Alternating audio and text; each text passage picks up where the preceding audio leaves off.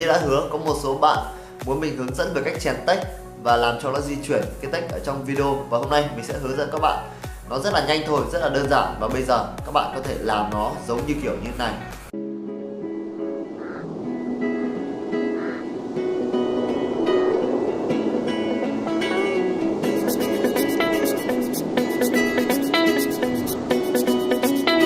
Ok, và không phải chờ đợi lâu nữa, bây giờ chúng ta sẽ bắt đầu thôi. Ok, và đây là giao diện của phần mềm Premiere, và bây giờ mình sẽ hướng dẫn cho các bạn ở trên cái nền đen để cho nó dễ nhìn nhé. Thì bình thường các bạn có cái video ở đây, các bạn kéo video vào trong phần timeline, sau đó các bạn muốn add cái text vào thì các bạn chọn chuột phải, new item, các bạn chọn cái title này, đó, ok. Từ đấy ở title các sẽ hiện ra một cái bảng. Bây giờ các bạn có thể viết chữ. Đầu tiên các bạn vào ấn những cái T này để các bạn viết chữ. Các bạn ví dụ như là mình viết chữ để viết hoa nhá, May 2017 chẳng hạn. Ở đây mình sẽ chọn con chữ bé bát đi. Đó. Ở đây mình sẽ để tầm 70, nhưng mà thôi được rồi, mình sẽ để phông chữ to để cho các bạn dễ nhìn. Đây mình sẽ đặt ở cái vị trí này. Ok. Tiếp theo các bạn kéo cái text vào đây, các bạn nhìn nhá, kéo vào trong phần timeline này, kéo rộng ra. Đó, đây chính là cái text của chúng ta. Chúng ta đã có text ở đây. Đó. Tiếp theo mình sẽ tạo thêm text nữa. Ok. Các bạn nếu mà nó không hiện ra ấy, ở đây các bạn cứ kéo vào đây đã. Ở phần trên này, xong các bạn nháy đúp chuột vào nó hiện ra. Ở đây mình lại viết thêm vào một cái dấu chéo. Ở đây mình dấu chéo mình sẽ cho phông chữ khác để cho nó thẳng. Chọn bold. Ok. Sẽ to ra một chút và sẽ để ở tầm này. Ok. Tiếp theo mình lại kéo nó đã ở đây rồi nhá. Bây giờ mình sẽ tạo thêm một text nữa. Đó là chót.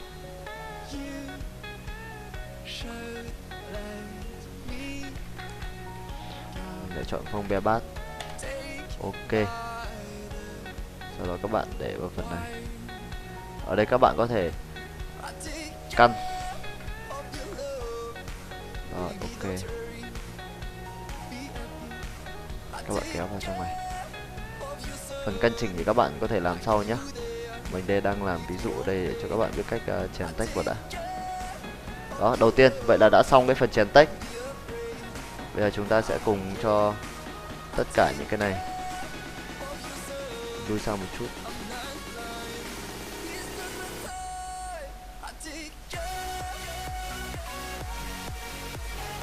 Cho cùng thông số đi. Ở đây 994 đúng không? Mình sẽ cho đều sang này 94. Ok, và bây giờ mình sẽ cho di chuyển nó vào phần giữa này. Đầu tiên thì các bạn ở cái title đầu tiên, bây giờ chúng ta sẽ xem thử nhá. Có cái này, và có này. Ok. Ở cái title đầu tiên mình sẽ chọn vào phần motion. Ở phần motion này có cái di chuyển ở đây. Thì các bạn đầu tiên thì các bạn để cho mình tầm này, ở đây tầm timeline tầm này đi. Xong các bạn đánh dấu vào đây, tức là tạo một animation. Đó, các bạn bắt đầu làm animation, tức là bây giờ các bạn tạo một keyframe. Keyframe đầu tiên các bạn sẽ kéo lui sang đây một chút. Ở đây các bạn có thể kéo rộng cho này ra để chỉnh cái keyframe nó dễ. Ở đây keyframe mình sẽ đến đây. Còn ở đây mình sẽ bắt đầu cho di chuyển từ đây, thì chúng ta sẽ đánh dấu một cái keyframe đây, không các bạn di chuyển nó ra ngoài. Đó, từ đây thì các bạn có thể nhìn thấy. Và chúng ta sẽ ấn cách để xem thử. Rồi. Đó chính là đầu tiên là các bạn đã được cái này. Bây giờ chúng ta sẽ cho di chuyển nó mượt hơn nhé. Ở đây các bạn đang nhìn nó chạy vào rất từ từ này, nó không có gì đặc biệt. Bây giờ các bạn chọn tất cả hai keyframe này, sau các bạn chuột phải vào phần thứ hai ở dưới cùng lên, các bạn chọn easy in. Sau đó các bạn nhìn bên cạnh chỗ motion di chuyển này, các bạn kéo ấn cái nút mũi tên này nhá. Sau đó các bạn có thể kéo cái này để cho nó rộng ra. Các bạn kéo sang, hơi rộng quá thì các bạn lại kéo bớt rộng ra. Rồi, ở đây các bạn có thể nhìn thấy cái đường line này. Rồi, các bạn kéo thẳng cái này ra cho mình. Rồi, kéo ngang nhé. Tiếp theo các bạn kéo cái này ra đây. Rồi, kéo rộng một chút. Rồi, giờ chúng ta sẽ xem thử xem đã ổn chưa.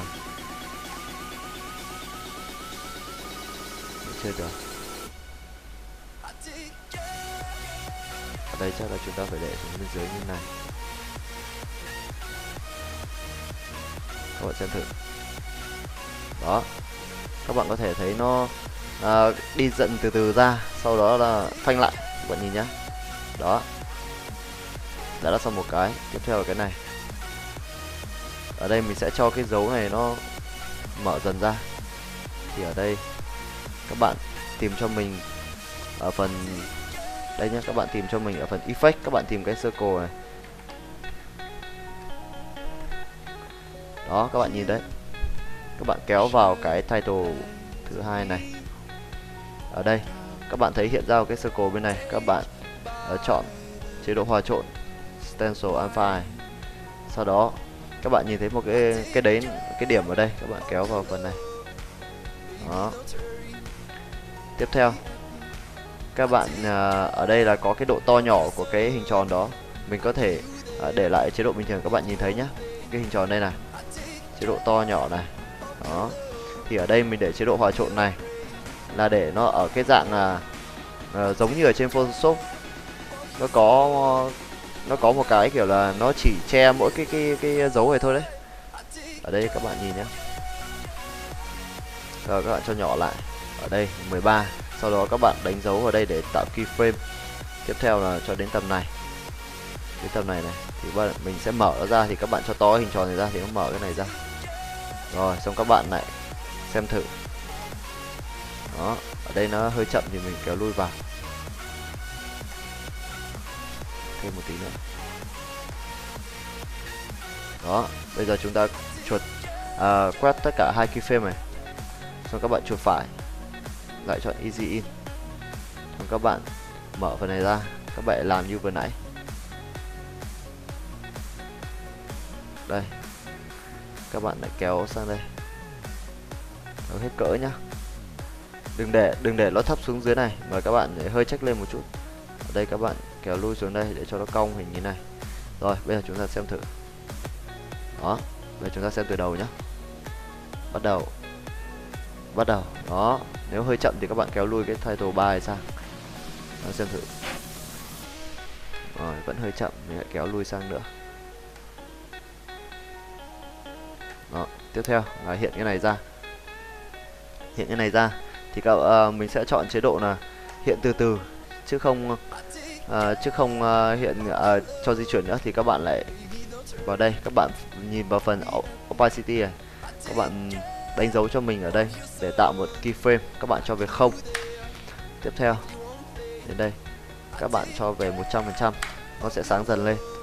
Bây giờ các bạn xem thử ở đây. Đó, thì mình sẽ chiếu rộng này ra, xong mình lại chọn Easy In, xong mình sẽ bắt đầu vẽ tiếp. Đó, bắt đầu điều chỉnh cái đường line tiếp để cho nó đẹp. Các bạn lại kéo sang, tiếp tới cái này các bạn hạ xuống. Rồi, bây giờ nó sẽ mở ra một cách từ từ. Đó, bây giờ chúng ta xem từ đầu. 1, 2, 3. Rồi, rất đơn giản, không có gì khó cả. Vậy là bây giờ các bạn có thể bắt đầu làm thử luôn. Cảm ơn tất cả các bạn đã theo dõi video của mình. Và vẫn như mọi lần, các bạn hãy comment bên dưới để mình nốt lại. Và nếu có cái gì mình biết, mình sẽ hướng dẫn các bạn vào video sau. Xin chào và hẹn gặp lại.